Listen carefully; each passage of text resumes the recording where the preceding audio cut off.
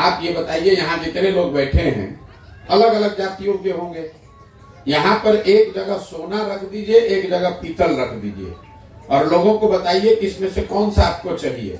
तो लोग क्या कहेंगे? किसी जाति का है वो यही कहेगा कि हमको सोना चाहिए। आपको हमको उस विकल्प को सोना बनकर समाज के सामने आना पड़ेगा। अब दोनों चोर है तो चोर में जिसको एगो अपना जात वाला चोर है उसी को लोग चुन लेता है। गलती जनता की नहीं है भाई। दोनों नेता जो खड़ा है दोनों चोरे दिख रहा है, तो पब्लिक कहती है चलिए दोनों तो चोरे हैं तो अपना जाते वाले चोर को दे देते हैं। लेकिन अगर उसमें कोई ईमानदार दिखेगा, अगर दोनों में कोई एक ईमानदार दिखेगा तो जनता इतनी बेवकूफ नहीं है। अगर कोई ईमानदार दिखेगा तो जनता उसको वोट देगी। नरेंद्र मोदी को वोट लोगों ने दिया है ना बिहार में। नरेंद्र मोदी के जाति के कितने लोग बिहार में रहते हैं? एक भी नहीं। लेकिन लोगों ने ऐसा समझा कि मोदी जी को वोट देंगे तो हमारा विकास होगा, तो लोगों ने जाति धर्म से ऊपर उठकर वोट दिया उनको। अब उन्होंने काम नहीं किया वो अलग बात है, लेकिन लोग तो जाति से ऊपर उठकर वोट दिए ही है ना भाई। यहाँ जितने लोग बैठे हैं, मान लीजिए इसमें 100 आदमी अगर है, 100 में 40-50 आदमी तो मोदी जी को वोट दिया होगा, भाजपा को। वो 40-50 आदमी मोदी जी के जाति का तो नहीं है। सिर्फ जाति की बात नहीं है। मैंने क्या बताया, जब दोनों लोग चोर दिखते हैं, दोनों गलत दिख रहे हैं, दोनों एक तरह के दिखते हैं, तब आदमी ये कहता है चलिए दोनों तो एक के जैसा है, अपना जात वाले को दो कम से कम। अगर एक आदमी अच्छा दिखेगा तो बिहार की जनता में वो समझ है, वो ताकत है, लोग आगे बढ़ेंगे, उसका सही चुनाव करेंगे। हर आदमी परेशान है। हम अभी 15 महीना से पैदल चल रहे हैं, तो कितना लोग कह रहा है भैया अपना घर परिवार छोड़कर ही 15 महीना से पैदल चल रहे हैं। लेकिन यहाँ पर बैठे हुए जितने लोग हैं, इनके परिवार के बच्चे तो 10-10, 15-15 बरिस से घर छोड़कर बाहर ही रह रहे हैं। कभी छठ में कोई शादी ब्याह घरे पड़ा तो 10 दिन 15 दिन के लिए आया। तो हमने 15 महीने से अपना घर छोड़ा है, तो आप हमको समझ रहे हैं कि हम बहुत महान आदमी हैं, साधु महात्मा हैं। आपका बच्चा 15-15 साल से बाहर रह रहा है। एक बार बच्चा यहाँ 20 वर्ष का हो गया, वो झोला लेकर चला गया मजदूरी करने। जब तक उसके शरीर में ताकत है उसको बाहर मजदूरी ही करना है। बीच में छठ में 10 दिन 15 दिन घर 1 महीना के लिए आया, बाकी पूरे जीवन उसको बाहर ही रहना है। देखिए आज जितने लोग बैठे हैं, महिलाएं बैठी हैं, ज्यादातर बुजुर्ग साथी बैठे हैं और छोटे छोटे बच्चे खेल रहे हैं। जवान लड़कों की संख्या इसमें बहुत कम है। और यही नहीं, 4,000 गांव में मैंने ये देखा। जवान लड़के कहाँ हैं? नवयुवक सब मजदूरी करने रोजगार के लिए बाहर चला गया। तो इनको भी तो अपने परिवार के साथ रहने का सुख नहीं है। आपका बेटा भी, आप बीमार पड़ गए, आपका बेटा भी तो आपके साथ नहीं रह रहा है। आपकी शादी हुई, आप भी तो अपने पति के साथ नहीं रहते हैं। आपको भी तो अपने बच्चों के साथ रहने का अवसर नहीं है। ये बहुत बड़ा त्रासदी है बिहार में। यहाँ परिवार कोई ऐसा बचा ही नहीं है। इक्का दुक्का परिवार को छोड़ दीजिए, तो ऐसा परिवार बचा ही नहीं है जिसमें पति पत्नी बाल बच्चे माँ बाप एक साथ रहते हैं। कोई ना कोई मजदूरी करने के लिए, पढ़ाई करने के लिए, दवाई करने के लिए बाहर ही गया है। परिवार एक साथ रहना, एक साथ खाना, एक साथ पर्व त्योहार मनाना, वो तो बात बीते 50 साल में कभी यहाँ हुआ ही नहीं है।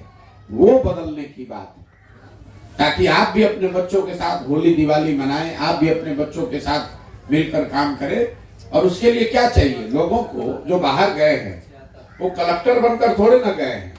वहां कोई 2-4 लाख रुपया थोड़ी ना कोई कमा रहा है। 12,000-15,000 के मजदूरी के लिए आदमी बाहर गया है। अगर 12-15,000 रुपया का मजदूरी यहीं मिल जाए तो लोग क्यों अपना परिवार छोड़कर जाएगा? 12-15,000 की मजदूरी उसको यहाँ मिलनी चाहिए, उसी से लोगों का जीवन बदल जाएगा यहाँ। ठीक है भैया, बहुत बहुत धन्यवाद। पार्टी के रूप में मैंने आपको बताया कि जन सुराज का उद्देश्य ही ये है कि बिहार में एक नया दल बने। बिहार में 50%, आधी से ज्यादा लोग ऐसा समझते हैं कि अगर बिहार में सुधार होना है, ये आंकड़ा याद रखिए, 50% से ज्यादा लोगों का मानना है कि बिहार में एक नया दल, नया विकल्प बनना चाहिए।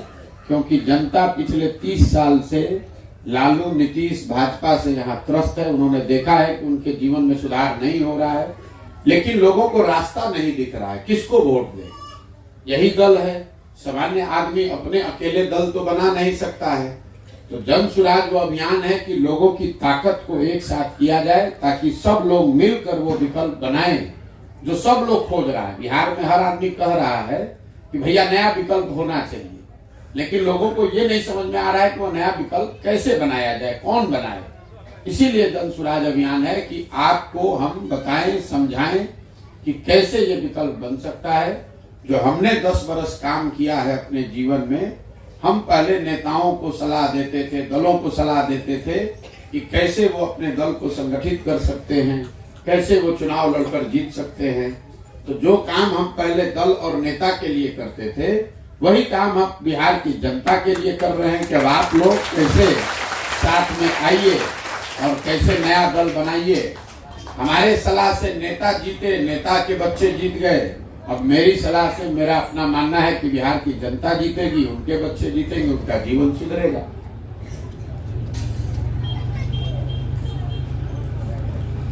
सर, मेरे को सवाल है जिसमें कुछ पब्लिक डोमेन के हैं, कुछ अपने हैं। बोलिए। पहले मैं अपना वाला रखता हूँ कि जैसे शैक्षणिक प्रगतिशीलता है बिहार में, जो शैक्षणिक प्रगतिशीलता है इसको लेके तो आपने एक परिकल्पना कर रखी है। अगर मैं जनता की तरफ से ये पूछूं, इस तरह ऐसा होगा जैसे गवर्नमेंट एजुकेशन होता है और कॉन्वेंट एजुकेशन होता है। कॉन्वेंट के दरमियान गवर्नमेंट एजुकेशन किस तरह की प्रगतिशीलता है? सरकार, पहले आपका सवाल है कि बिहार में जो शिक्षा की व्यवस्था है वो इतनी खराब है, उसको सुधारा कैसे जाएगा। पहले आप ये समझिए कि बिहार की शिक्षा व्यवस्था खराब है क्यों। बिहार की शिक्षा व्यवस्था इसलिए नहीं खराब है कि यहाँ शिक्षक पढ़ा नहीं रहे हैं। ये लोगों का ऐसा लगता है, लोगों को कि यहाँ शिक्षकों की गुणवत्ता अच्छी नहीं है इसलिए पढ़ाई नहीं हो रही है। कुछ लोग ये बताते हैं कि भैया स्कूल में यहाँ खाली खिचड़ी बट रहा है, पढ़ाई नहीं हो रहा है। इसमें भी सच्चाई नहीं है। अगर खिचड़ी बटने से पढ़ाई नहीं होता तो बिहार के कॉलेज में तो खिचड़ी नहीं बट रहा है, वहां पढ़ाई क्यों नहीं हो रहा है। अगर शिक्षकों की गुणवत्ता की वजह से पढ़ाई नहीं हो रही होती तो दरभंगा के सीएम साइंस कॉलेज में तो नियोजित शिक्षक नहीं पढ़ाता है, वहां क्यों नहीं पढ़ाई हो रही है। अगर बिहार में शिक्षा व्यवस्था की बदहाली को आपको समझना है तो उसका कारण ये है कि समाज और सत्ता में बैठे लोग, समाज और सरकार दोनों की प्राथमिकता में शिक्षा है ही नहीं। लोग भी अपने बच्चों को विद्यालय में खिचड़ी खाने के लिए ही भेज रहे हैं। आप अपने बच्चे का नामांकन किसी कॉलेज में पढ़ाई के लिए नहीं करते हैं, डिग्री के लिए करते हैं कि बीए का डिग्री मिल जाए, एमए का डिग्री मिल जाए। बिहार की शिक्षा व्यवस्था एक पंक्ति में स्कूलों से खिचड़ी बांटने की व्यवस्था है और कॉलेज से खिचड़ी बांटने की व्यवस्था है। पढ़ाई दोनों में कहीं नहीं हो रहा है। स्वाभाविक तौर पर जब यहाँ बच्चे पढ़ेंगे ही नहीं तो वो डॉक्टर, इंजीनियर, कलेक्टर तो बन नहीं सकते हैं, उनको मजदूर ही बनना पड़ेगा।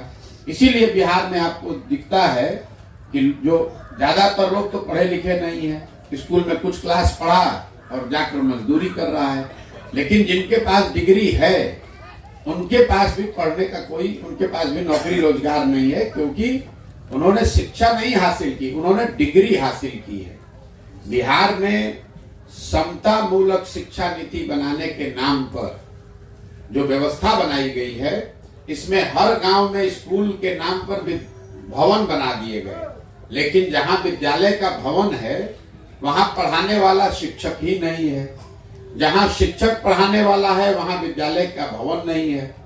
जहां दोनों है वहां बच्चे नहीं है और जहां तीनों है वहां पढ़ाई नहीं है। तो जब तक बिहार में इस व्यवस्था से बाहर निकलकर एक नई शिक्षा प्रणाली नहीं बनाई जाएगी, लोगों को ये नहीं समझाया जाएगा कि आपका जीवन तभी सुधरेगा जब आपके बच्चे पढ़ेंगे। नाली गली बनने से आपकी गरीबी दूर नहीं हो सकती है।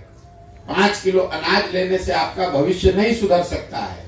आपका भविष्य तब सुधरेगा जब आपके बच्चे पढ़ेंगे।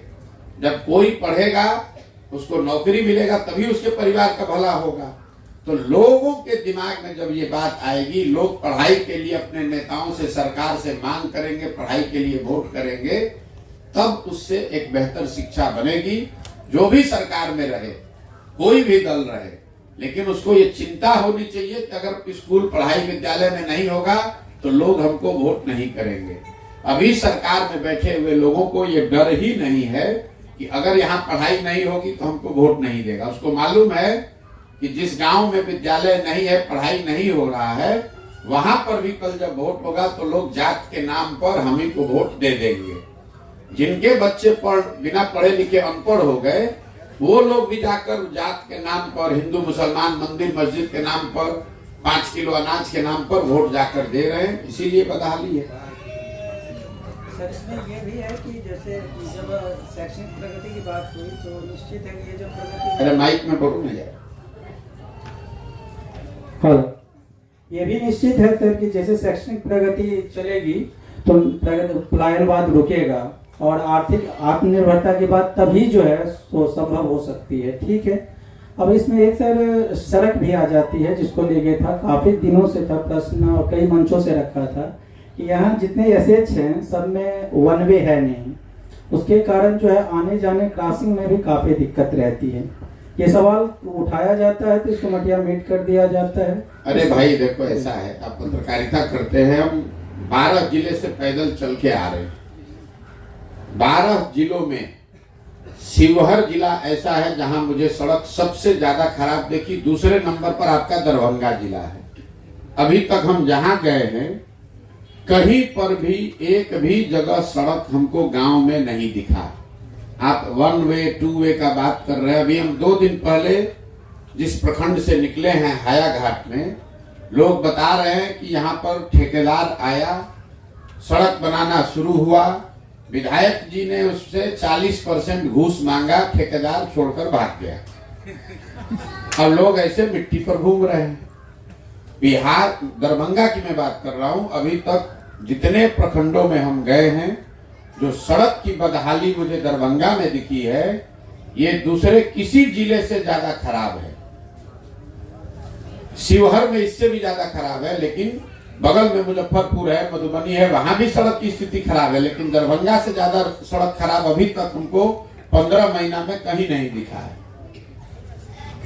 बोलिए, अगर आपके सवाल हो गए तो फिर मैं अगर एक सवाल और, जैसे सर, अरे हेलो, जैसे सर ये है कि मतलब जैसे सत्तारूढ़ पार्टी है वो कहती है कि जैसे हमारा सरकार गारंटी है, या गांव घर में भी देखते हैं कि अपनी समस्या के बावजूद लोग जो है नए विकल्प की तलाश नहीं करते और हमारा जन स्वराज उसी की बात करता है।